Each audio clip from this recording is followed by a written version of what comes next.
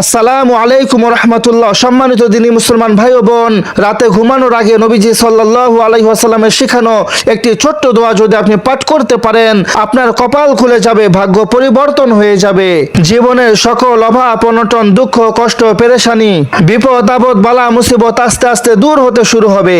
আল্লাহ তাআলার পক্ষ থেকে বৃষ্টির মতো গায়েবী রিজিক আসতে থাকবে। টাকা পয়সা ধন সম্পদ কোনো কিছুরই আপনার অভাব হবে না ইনশাআল্লাহ। কখনো কোনোদিনও চরম অভাবের মুখোমুখি আপনাকে হতে হবে না। মহান আল্লাহ তাআলা আপনাকে অঢেল ধন সম্পদ দান করবেন। সুবহানাল্লাহ।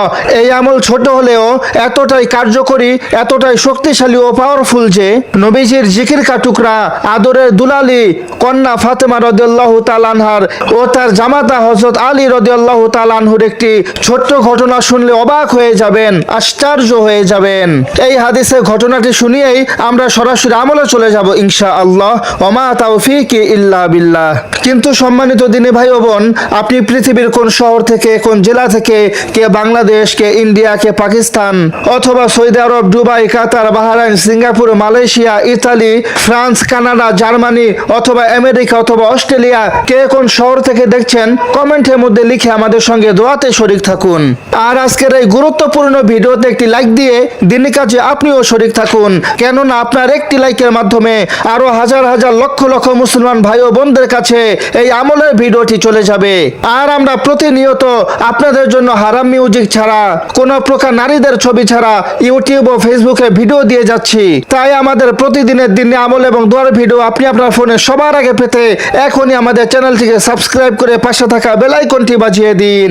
তো একতা একদিন নবীজির কন্যা ফাতেমা রাদিয়াল্লাহু তাআলা আনহার ঘরে কোনো খাবার ছিল না। ক্ষুধার জ্বালায় তারা সবাই অতিষ্ঠ হয়ে পড়েছিল। হাদিসে এসেছে প্রায় প্রায় তাদের ঘরে কোনো খাবার থাকতো না। কখনো একদিন, কখনো 3 দিন, কখনো কখনো 7 দিন পর্যন্ত তাদের ঘরের মধ্যে চুলা জ্বলতো না। তেমনি ভাবে সেদিনও তাদের ঘরের মধ্যে কোনো খাবার ছিল না। যখন নামাজের ওয়াক্ত চলে আসলো, তখন হযরত আলী রাদিয়াল্লাহু তাআলা আনহু মসজিদে নববীতে নামাজ আদায়ের জন্য গেলেন। নামাজের শেষে হযরত আলী রাদিয়াল্লাহু তাআলা আনহুর নজরে আসলো যে মসজিদের একটি পিলারের সঙ্গে বেশ কয়েকটি ছাগল বাঁধা আছে। হযরত আলী রাদিয়াল্লাহু তাআলা আনহু অন্যান্য সাহাবীদেরকে জিজ্ঞাসা করলেন যে এই ছাগলগুলো কার? সাহাবীরা উত্তর দিল, হে ভাই আলী, এই ছাগলগুলো আপনার শ্বশুর তথা হযরত মুহাম্মদ সাল্লাল্লাহু আলাইহি ওয়াসাল্লামের কাছে হাদিয়া এসেছে। এ কথা শুনে হযরত আলী রাদিয়াল্লাহু তাআলা আনহু অত্যন্ত আনন্দিত হয়ে গেলেন। তিনি খুশি মনে বাড়ির দিকে রওনা হলেন। বাড়িতে এসে নবীজির আদরের কন্যা হযরত ফাতেমা রাদিয়াল্লাহু তাআলা আনহাকে এই খুশির সংবাদটি জানালেন। হযরত ফাতেমা রাদিয়াল্লাহু তাআলা আনহাও অত্যন্ত খুশি হয়ে গেলেন। অতঃপর তারা দুজনে পরামর্শ করলেন। পরামর্শক্রমে হযরত ফাতেমা রাদিয়াল্লাহু তাআলা আনহা তার বাবা বাড়িতে চলে আসলেন, অর্থাৎ মহানবী সাল্লাল্লাহু আলাইহি ওয়াসাল্লামের বাড়িতে চলে আসলেন একটি ছাগল নেয়ার জন্য। হযরত ফাতেমা রাদিয়াল্লাহু তাআলা আনহা বাড়িতে এসে দরজায় নক করলেন। তখন মহানবী সাল্লাল্লাহু আলাইহি ওয়াসাল্লাম আম্মাজান হযরত আয়েশা রাদিয়াল্লাহু তাআলা আনহার সঙ্গে কথোপকথন করছিলেন। শব্দ শুনে মহানবী সাল্লাল্লাহু আলাইহি ওয়াসাল্লাম উঠে দাঁড়ালেন, কাঁপতে লাগলেন। এত বেশি কাঁপতে লাগলেন যে তার শরীর থেকে চাদর মোবারক মাটিতে পড়ে গিয়েছিল। আম্মাজান আয়েশা রাদিয়াল্লাহু তাআলা আনহা ভয় পেয়ে গেলেন। প্রিয় নবী সাল্লাল্লাহু আলাইহি ওয়াসাল্লাম বললেন যে, হে আয়েশা, আমার মনে হচ্ছে ফাতেমা এসেছে। ফাতেমা হয়তো কোনো বিপদের মধ্যে পড়ে গিয়েছে, কারণ ফাতেমা তো এমন সময় এর আগে কখনোই আসেনি। আজ হঠাৎ করে এমন সময় কেন এসেছে? হে আয়েশা, তুমি দরজাটি খুলে দাও। আম্মাজান আয়েশা রাদিয়াল্লাহু তাআলা আনহা সঙ্গে সঙ্গে দরজা খুলে দিলেন। দরজা খোলার সঙ্গে সঙ্গে দেখলেন প্রিয় নবী সাল্লাল্লাহু আলাইহি ওয়াসাল্লামের আদরের কন্যা হযরত ফাতেমা রাদিয়াল্লাহু তাআলা আনহা দরজার সামনে দাঁড়িয়ে আছেন। আম্মাজান আয়েশা রাদিয়াল্লাহু তাআলা আনহা ফাতেমা রাদিয়াল্লাহু তাআলা আনহাকে ঘরের মধ্যে আসার জন্য অনুমতি দিলেন। অতঃপর ফাতেমা রাদিয়াল্লাহু তাআলা আনহা ঘরের মধ্যে প্রবেশ করলেন এবং পিতা অর্থাৎ মহানবী সাল্লাল্লাহু আলাইহি ওয়াসাল্লামের কাছে এই অভাবের কথা, দুরবস্থার কথা তুলে ধরলেন। মহানবী সাল্লাল্লাহু আলাইহি ওয়াসাল্লাম ফাতেমা রাদিয়াল্লাহু তাআলা আনহাকে বললেন যে, আমার কাছে বেশ কিছু ছাগল হাদিয়া এসেছে। আমি চাইলে তোমাকে সেখান থেকে একটি ছাগল দিতে পারি, কিন্তু তা অল্প কিছুদিন খেলেই শেষ হয়ে যাবে। কিন্তু ফাতেমা, তোমার জন্য আরেকটি অপশন আছে। এই ছাগলের পরিবর্তে আমি তোমাকে একটি দোয়া শিখিয়ে দিতে পারি, যে দোয়াটি পাঠ করলে আল্লাহ তাআলা তোমাকে গায়েবী রিজিক দান করবেন। যখনই রিজিকের প্রয়োজন হবে তখনই আল্লাহ তাআলা তোমাদের জন্য অঢেল রিজিক, রহমত ও বারাকার দরজা খুলে দিবেন। অতঃপর ফাতেমা রাদিয়াল্লাহু তাআলা তাআলা ভাবলেন, একটি ছাগলের চেয়ে যদি আমি এই দোয়াটি শিখে নিতে পারি তাহলে আল্লাহ তাআলা আমাদের জন্য অঢেল রিজিকের ব্যবস্থা করে দিবেন, কখনো কোনোদিনও অভাব অনটন আমাদেরকে গ্রাস করবে না। এরপর ফাতেমা রাদিয়াল্লাহু তাআলা আনহা সিদ্ধান্ত নিলেন, আমি ছাগল নিব না, আমি দোয়া নিব, আমি ছাগল নিব না, আমি আমল নিব। অতঃপর মহানবী সাল্লাল্লাহু আলাইহি ওয়াসাল্লাম ফাতেমা রাদিয়াল্লাহু তাআলা আনহাকে এই দোয়াটি শিখিয়ে দিলেন। ফাতেমা রাদিয়াল্লাহু তাআলা আনহা ছাগল দেখে আমল নিয়ে দোয়া নিয়ে বাড়ির দিকে রওনা হলেন। কিতাবে এসেছে ওই দেখে হযরত আলী রাদিয়াল্লাহু তাআলা আনহু ছুরি ধারাচ্ছিলেন। ছেলেরা হাসান ও হুসাইন রাদিয়াল্লাহু তাআলা আনহু একটু পরপরই জিজ্ঞাসা করছে যে, হে আব্বাজান আম্মাজান কখন আসবেন আর আমরা কখন আহার করব, আমাদের বড্ড ক্ষুধা লেগেছে। হযরত আলী রাদিয়াল্লাহু তাআলা আনহু বাচ্চাদেরকে এই কথা বলে বলে সান্ত্বনা দিতে লাগলেন যে আরেকটু সময় অপেক্ষা করো, তোমাদের আম্মাজান চলে আসবে, তখন তোমরা আহার করিও। হযরত আলী রাদিয়াল্লাহু তাআলা আনহুর এই কথা শুনে শুনে সন্তানরা সান্ত্বনা পায়। প্রিয় দর্শক, একটু পরেই দেখা গেল হযরত ফাতেমা রাদিয়াল্লাহু তাআলা আনহা বাড়িতে চলে এসেছেন, কিন্তু ছাগল হাতে নয় বরং খালি হাতে এসেছেন। এই দৃশ্য দেখে হযরত আলী রাদিয়াল্লাহু তাআলা আনহুর অন্তরটা ভেঙে চুরমার হয়ে গিয়েছিল। তিনি ভাঙা মন নিয়ে হযরত ফাতেমা রাদিয়াল্লাহু তাআলা আনহাকে সান্ত্বনা দিচ্ছিলেন। তিনি বললেন যে, হে ফাতেমা তুমি মন খারাপ করো না, আমি বুঝতে পেরেছি হয়তো তুমি বাবার বাড়িতে যাওয়ার পূর্বেই মহানবী সাল্লাল্লাহু আলাইহি ওয়াসাল্লাম ছাগলগুলো বিতরণ করে দিয়েছেন।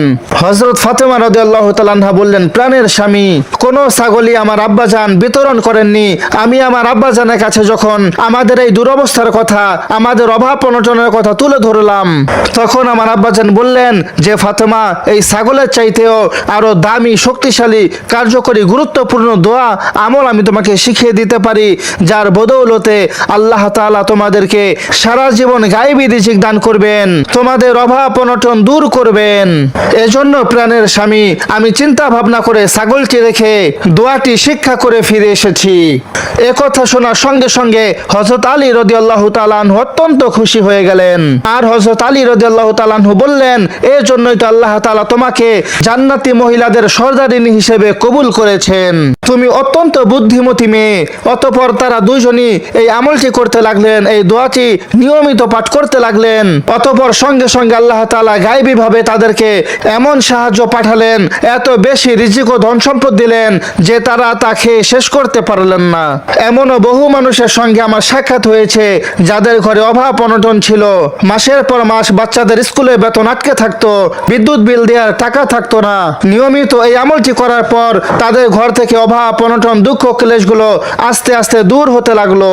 এমনও বহু মানুষ রয়েছে অতঃপর একটা সময় তাদের উপর যাকাতও ফরজ হয়ে গিয়েছিল। তাই প্রিয় দর্শক, আপনাদের কাছে একটি অনুরোধ, মহানবী সাল্লাল্লাহু আলাইহি ওয়াসাল্লামের শিখানো এই ছোট্ট দোয়াটি রাতে এশারের নামাজের পর অর্থাৎ ঘুমানোর আগে এই ছোট্ট দোয়াটি মাত্র 21 বার হলেও পাঠ করে আপনি ঘুমাতে যান, আর আপনার জীবন থেকে অভাব অনটন, দুঃখ, কষ্ট, ডিপ্রেশন, মানসিক যন্ত্রণাকে চির বিদায় জানান। এই দোয়ার আমলটি করার নিয়ম, চেষ্টা করবেন এশারের নামাজের পরপরই আমলটি করে নেয়ার জন্য।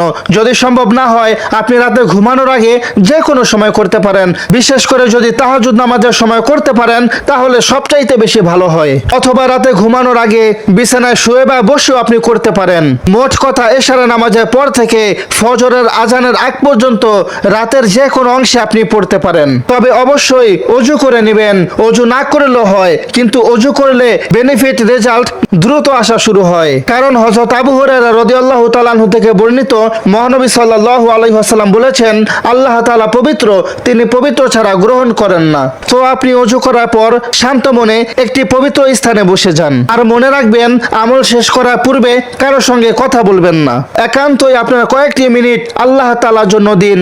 একাগ্রতার সাথে আল্লাহ তাআলার কাছে আপনার মনের আশা আকাঙ্ক্ষাগুলো তুলে ধরে এই আমলটি করুন। প্রথমে আপনি মহানবী সাল্লাল্লাহু আলাইহি ওয়াসাল্লামের উপরে দুরূদ পাকের হাদিয়া পেশ করবেন।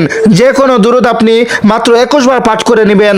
সবচেয়ে ছোট দুরূদ হচ্ছে সাল্লাল্লাহু আলাইহি ওয়াসাল্লাম, মাত্র 21 বার পাঠ করলে হবে, অথবা অন্য যে কোনো দুরূদে আপনি অ্যাড করতে পারেন। তবে দুরূদের মধ্যে সর্বশ্রেষ্ঠ দুরূদ হচ্ছে নামাজের দুরূদ, দুরূদে ইব্রাহিম।